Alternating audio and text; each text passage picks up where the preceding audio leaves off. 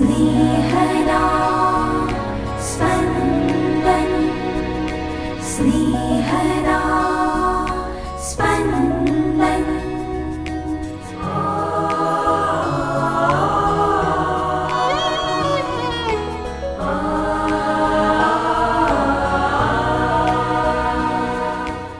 સામાન્ય કાળના છઠ્ઠા અઠવાડિયાનો બુધવાર. ધાર્મિક શિક્ષણ, ઉપાસના વિધિઓમાં નિયમિત હાજરી, ધાર્મિક બોધ જેવી વિવિધ ધાર્મિક ક્રિયાઓ દ્વારા તબક્કાવાર આધ્યાત્મિક જીવનનું ઘડતર થાય છે. સાંભળીએ સંત માર્કકૃત શુભ સંદેશ, અધ્યાય 8, કડી 22-26. પછી તેઓ બેથસૈદા આવ્યા. ત્યાં એક આંધળા માણસને ઈસુની આગળ લઈ આવીને લોકોએ તેમને વિનંતી કરી કે આને હાથ અડાડો. ઈસુ તે આંધળા માણસનો હાથ પકડીને તેને ગામની બહાર લઈ ગયા અને તેની આંખ ઉપર થૂંક્યા. પછી તેના ઉપર હાથ મૂકીને તેમણે તેને પૂછ્યું, તને કાંઈ દેખાય છે? તે માણસને દ્રષ્ટિ આવવા માંડતા તેણે કહ્યું, મને માણસો દેખાય છે, પણ તે ચાલતા ઝાડ જેવા દેખાય છે.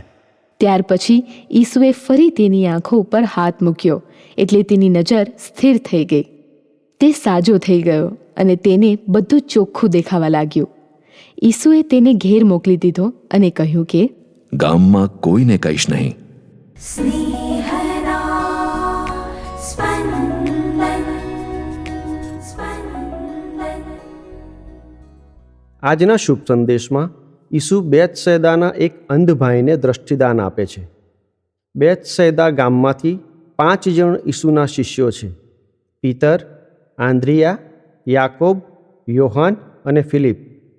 યહૂદી સમાજનો એક વર્ગ ગરીબ વર્ગ હતો, જેમાં દહાડિયા એટલે કે દૈનિક મજૂરી કરનારા લોકોનો સમાવેશ થતો હતો.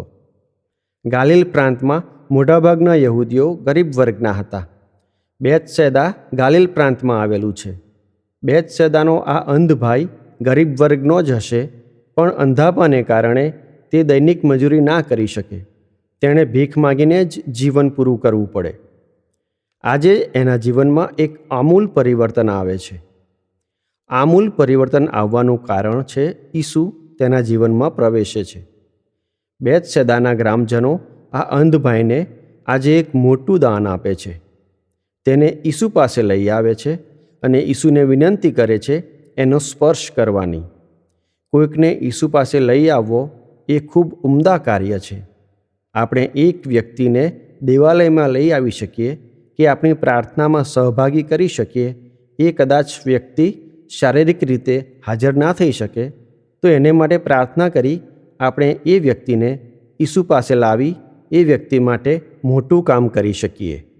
ઈસુ એ અંધ ભાઈને ગામની બહાર લોકોથી દૂર લઈ જાય છે અને તે ભાઈની આંખ ઉપર થૂંકે છે. ઈસુ પોતાના થૂંક દ્વારા આ અંધ ભાઈનો સ્પર્શ કરે છે. આ પ્રકારનો સ્પર્શ કોઈકને અયોગ્ય લાગે એટલા ખાતર ઈસુ અંધ ભાઈને ગામની બહાર લઈ જાય છે. ભાઈને 2 તબક્કામાં દ્રષ્ટિ પાછી મળે છે. પહેલા તબક્કામાં દ્રષ્ટિમાં ઝાંખપ છે. બીજા તબક્કામાં સંપૂર્ણ સ્પષ્ટતા છે. જે ઈસુ ચર્મચક્ષુમાં દાન કરે છે, ચર્મચક્ષુ કાર્ય કરતાં બંધ થઈ જાય તો તે જ ઈસુ પુનઃદ્રષ્ટિ પ્રદાન કરે છે. તે ઈસુ આપણને અંતરચક્ષુના દાન દઈ શકે છે. અંતરચક્ષુ એટલે ભૌતિક વાનાની ભીતરમાં અથવા અંતરમાં ડોક્યું.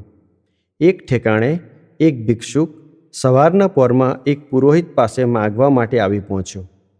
મારા ચર્મચક્ષુઓએ તેને એક ભિક્ષુક જ જોયો, એટલે મેં પેલા પુરોહિતને કહ્યું, જુઓ, પેલો માગનારો આવી પહોંચ્યો. પેલા પુરોહિતે તો તેને પોતાના અંતરચક્ષુ અથવા દિવ્ય ચક્ષુથી નિહાળ્યો. એ પુરોહિત મને કહે, એ માગનારો નથી, મારો મિત્ર છે. આ છે ચર્મચક્ષુ અને અંતરચક્ષુની દ્રષ્ટિનો તફાવત. માર્થા અને મરિયમનો ભાઈ બીમાર પડ્યો ત્યારે ચર્મચક્ષુએ આટલું જ જાહેર કર્યું કે લાજરસ માંદો પડ્યો છે. ઈસુ તો દિવ્ય ચક્ષુ ધરાવે છે. તેઓ જુએ છે કે આ માંદગી મોત નિપજાવવા આવી નથી, પણ પ્રભુનો મહિમા પ્રગટ કરવા આવી છે. આવા દિવ્ય ચક્ષુ અથવા દિવ્ય દ્રષ્ટિ ઈસુ જ આપી શકે. વાસ્તવિકતા એની એ જ રહે, પણ જો ચક્ષુ બદલાઈ જાય તો દ્રષ્ટિ બદલાઈ જાય. આપણને દિવ્ય ચક્ષુની ભેટ પ્રભુ જ આપી શકે. આ પ્રક્રિયા લાંબી છે, માટે ધીરજ ધરીએ.